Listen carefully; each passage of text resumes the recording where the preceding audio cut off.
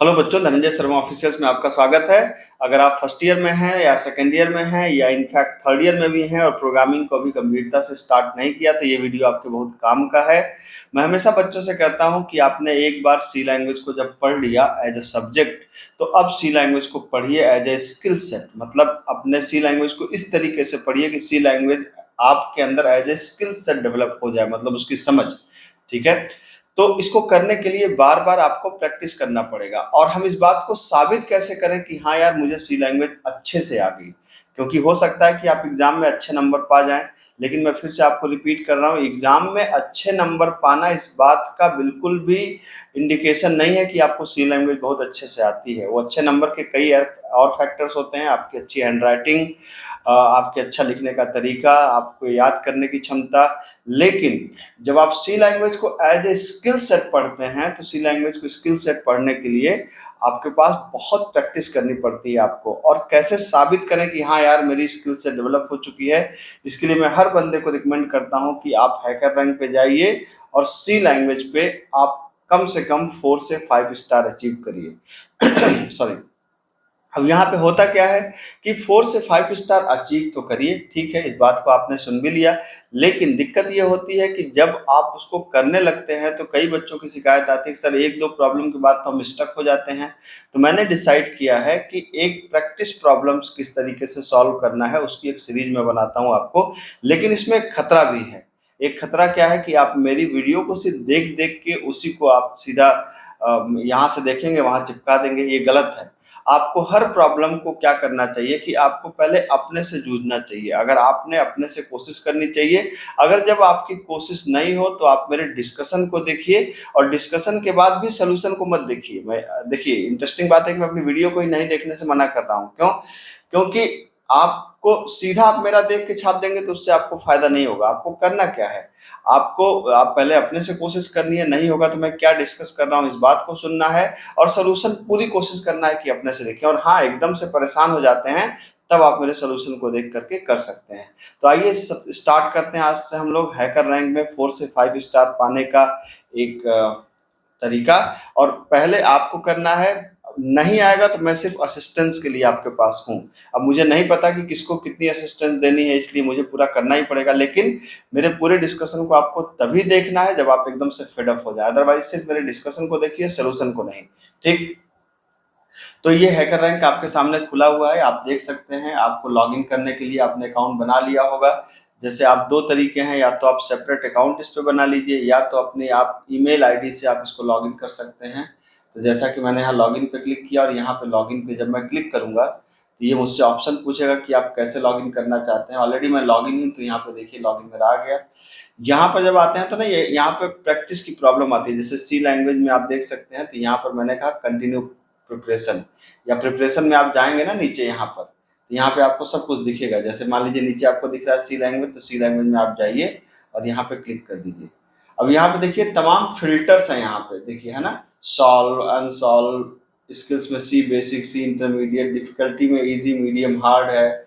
यहाँ पे सब डोमेन्स हैं, किस किस की प्रॉब्लम को आप सॉल्व करना चाहते हैं। तो सबसे पहले आपको यहाँ पर चूज करना है इजी। और इजी में हम लोग जो करेंगे क्या, सी के इंट्रोडक्शन वाली पहली चीजों को हम लोग सॉल्व करते हैं, है ना। तो पहले हम लोग ने सॉल्व किया किसको, इंट्रोडक्शन वाली चीजों को, वो भी इजी में। ठीक है। अब यहाँ पे जब आप जाएंगे तो सबसे पहली प्रॉब्लम आपकी आती है, हेलो वर्ल्ड इन सी। ठीक है। इस प्रॉब्लम को आइए हम लोग सॉल्व करते हैं। तो जैसे आप यहाँ पे देख सकते हैं कि जब आप यहाँ पे जाएंगे, क्लिक करेंगे इस प्रॉब्लम पे, तो यहाँ पे देखिए, अब यहाँ पे एक जो सबसे बड़ी दिक्कत आती है ना, बहुत बड़े बड़े प्रॉब्लम, इसको बोलते हैं प्रॉब्लम स्टेटमेंट। ये जो आपके सामने दिख रहा है, इसको बोलते हैं प्रॉब्लम स्टेटमेंट। मतलब अब ये आप कहेंगे कि टीचर तो आपको जो क्लास में पढ़ाता है वो एक लाइन की प्रॉब्लम देता है, लेकिन यहाँ पर आपको बहुत, तो इसकी आपको आदत डालनी चाहिए। जब आप किसी भी कॉम्पिटिटिव एग्जाम में कल को आप जाएंगे ना, तो ये प्रॉब्लम स्टेटमेंट, बड़ी बड़ी प्रॉब्लम्स आपके सामने आएंगी, और वो आपको पढ़ने की आदत जब तक नहीं होगी तब तक आप उस प्रॉब्लम को समझ नहीं पाएंगे। तो इसकी एक आदत डालनी बहुत जरूरी है कि किस कैस प्रॉब्लम क्या है, ऑब्जेक्टिव क्या है, इसको आप अच्छे से पढ़िए। तो एक तो आपका कम्युनिकेशन कुछ बेहतर होगा, और प्रॉब्लम को समझने की अंडरस्टैंडिंग आपकी बढ़ती जाएगी। ठीक है।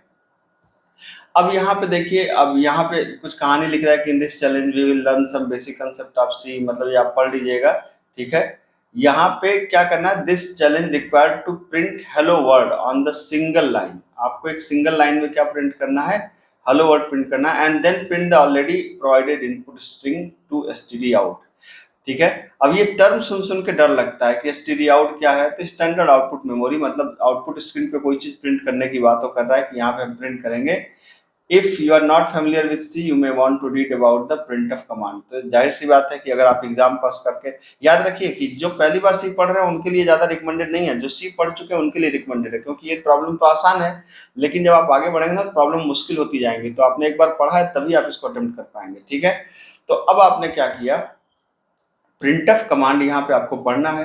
तो कह रहा है आपको हेलो वर्ड प्रिंट करना है एक सिंगल लाइन में, और उसके बाद जो स्ट्रिंग दी जा रही है उसको प्रिंट करना है। जैसे मान लीजिए स्ट्रिंग दी गई लाइफ इज ब्यूटीफुल, तो पहली लाइन में प्रिंट करना है हेलो वर्ड, ठीक है, और दूसरी लाइन में प्रिंट करना है जो ये स्ट्रिंग दिया गया लाइफ इज ब्यूटीफुल, ठीक है। तो ये बेसिकली बहुत सिंपल सा वर्ड है, और यहाँ पर आपको देखिए कोड स्टब दिया गया है। तो ये एक तरीके का कोड का ढांचा होता है। कई बच्चे क्या करते हैं, इसको ही रिमूव कर देते हैं, ये इसी को रिमूव कर देते हैं। नहीं, कभी भी इस कोड स्टब को आपको रिमूव नहीं करना है, ठीक है। बल्कि ये जहां कह रहा है ना, ये कह रहा है कि enter your code here, read the input from STDIN, print output to STD out. तो इस टर्म से घबराइए नहीं। Read the input from STDIN का मतलब होता है स्टैंडर्ड इनपुट मेमोरी, मतलब स्कैनअप एक तरीके से या रीड करना है। और एसटीडी आउट का मतलब कि आउटपुट स्क्रीन पे रिजल्ट को प्रिंट करना है, स्टैंडर्ड आउटपुट मेमोरी, वहां पे रिजल्ट को प्रिंट करना है। तो ये टर्म्स से अब कई बच्चे घबरा जाते हैं, और आपको पता है कि ये कमेंट है, तो इस कमेंट को आप चाहें तो हटा भी दीजिए, इससे फर्क नहीं पड़ता, लेकिन बाकी चीजों को आपको नहीं हटाना।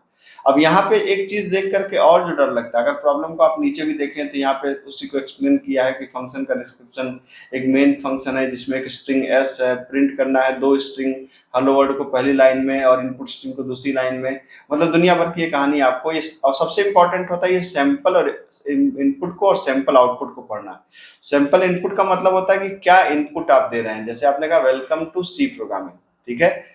तो आउटपुट क्या आएगा, पहली लाइन में आएगा हेलो वर्ल्ड और दूसरी लाइन में आएगा वेलकम टू सी प्रोग्रामिंग, ठीक है। तो ये प्रॉब्लम स्टेटमेंट आ गया। हेलो वर्ड को मैं यहाँ से कॉपी कर लेता हूँ, क्योंकि हमें आउटपुट में बिल्कुल वैसे ही हेलो वर्ड प्रिंट करना है जैसे यहाँ पर दिख रहा है।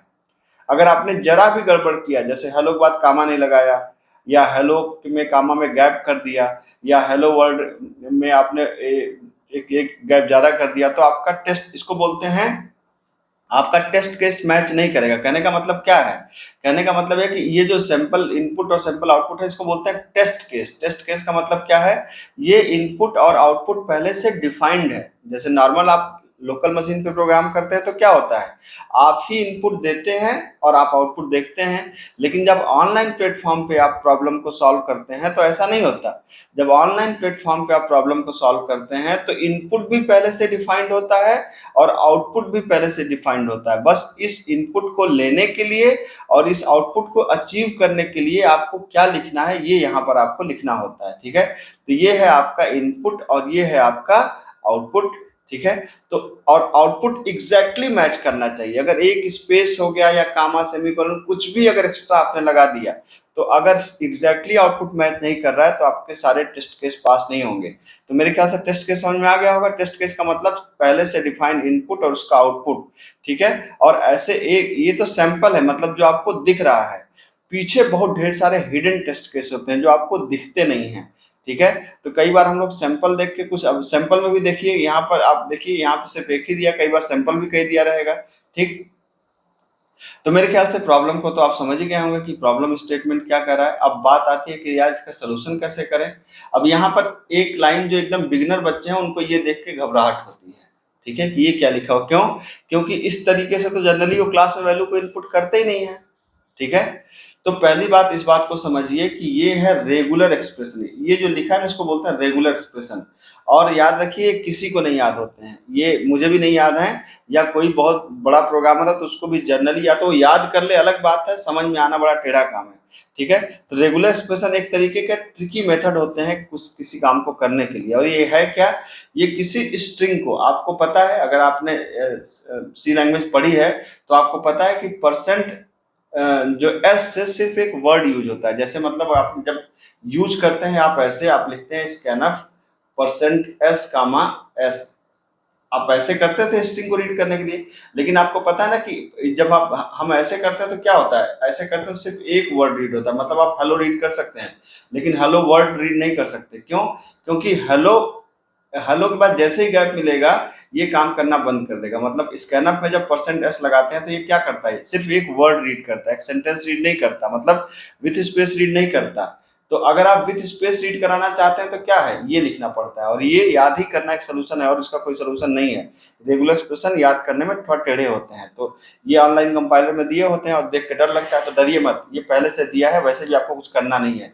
इस लाइन का क्या मतलब है, इस लाइन का सिंपल ये मतलब है कि हमें एक वर्ड रीड कर रहे हैं, ठीक है, और वर्ड कहाँ जा रहा है, एस के अंदर जा रहा है। और हमें करना क्या है, हमें पहली लाइन में प्रिंट करना है हेलो वर्ड हमें। और हेलो वर्ड बिल्कुल ऐसा ही होना चाहिए। तो इसको आप सिंपल क्या कर लीजिए, कॉपी कर लीजिए यहाँ से और यहाँ पर क्या करिए, आप यहाँ पे कहिए प्रिंट ऑफ क्या, बस ये पेस्ट कर दीजिए। और उसके बाद वेलकम टू सी प्रोग्रामिंग, इसका मतलब है कि हेलो वर्ड के बाद लाइन चेंज है तो यहाँ पे एक स्लैश एन लगा दीजिए, लाइन चेंज के लिए आपको पता ही है। अब इसके बाद क्या करना है, इसके बाद आपको प्रिंट करना है क्या, वेलकम टू सी प्रोग्रामिंग। और ये क्या है, वेलकम टू सी प्रोग्रामिंग क्या है, ये जो इनपुट दिया गया है, तो इनपुट कहाँ दिया गया है, एस के अंदर दिया गया है। तो हमें क्या प्रिंट करना है, हमें प्रिंट करना है उसी की वैल्यू, मतलब %s कामा एस की वैल्यू। स्ट्रिंग को प्रिंट करने के लिए %s लगता है, आपको पता ही है, ठीक है। तो ये देखिए इसका सोल्यूशन मेरे ख्याल से हो गया। आप इसको चाहें तो एक बार रन कोड करके चेक कर सकते हैं। अगर सब कुछ ठीक है तो आपका सैंपल टेस्ट केस पास हो जाएगा। आप देख सकते हैं यहाँ पे कांग्रेचुलेशंस लिख के आ गया, यहाँ पे हरे रंग का आ गया, इसका मतलब सैंपल टेस्ट केस पास हो गया। लेकिन इंटरेस्टिंग बात है कि ये सिर्फ सैंपल टेस्ट केस पास हुआ। सैंपल टेस्ट केस का मतलब जो आपको दिख रहे हैं। मैंने क्या बताया था कि पीछे बहुत ढेर सारे टेस्ट केस और हैं जो आपको दिख नहीं रहे हैं, और उनको वो कब पास होंगे, वो जब आप करेंगे तो आपको जब सबमिट बटन पे आप क्लिक करेंगे तब पास होंगे। आपने सबमिट बटन पे क्लिक कर दिया, तब ये देखिए कोड सबमिशन का काम स्टार्टेड हो, यहाँ पे दिखा रहा है आपको, ठीक है। अब इसके अंदर कितने भी टेस्ट केस हो सकते हैं, 2 4 10 500 600 1000 2000, कई कई बार बहुत ज्यादा टेस्ट केसेस होते हैं। तो अब ये देखिए, अब इसने बता दिया कि हालांकि ये दिखा रहा है कि नंबर ऑफ टेस्ट केसेस नहीं दिखा रहा है, लेकिन आप देखेंगे अब इसने कांग्रेचुलेशंस कर दिया, ठीक है, ये सक्सेस हो गया, हमारा आउटपुट ये आ गया। तो अब अंदर हो सकता है ज़्यादा टेस्ट केसेस नहीं हो, लेकिन आगे चल के आप ऐसी भी प्रॉब्लम दिखेंगे जहाँ हजार 2-2 हजार 3-3 हजार टेस्ट केसेस होंगे और जिनको हम लोग जो हमें पास करना पड़ेगा, ठीक है। तो मेरे ख्याल से आपने पहली प्रॉब्लम तब तक सॉल्व कर ली होगी। बेहद आसान है, लेकिन ये आप तभी अचीव कर सकते हैं जब आप छोटी छोटी चीज़ों को जानते हो। तो ये मैंने पहली प्रॉब्लम आपको समझा दी। और हाँ, अगर कंटेंट पसंद आ रहा हो तो चैनल को सब्सक्राइब करिए, अपने दोस्तों के साथ शेयर करिए, क्योंकि मैं इस तरह के शानदार कंटेंट आपके लिए लगातार लाता रहता हूँ। मिलता हूँ, थैंक यू सो मच।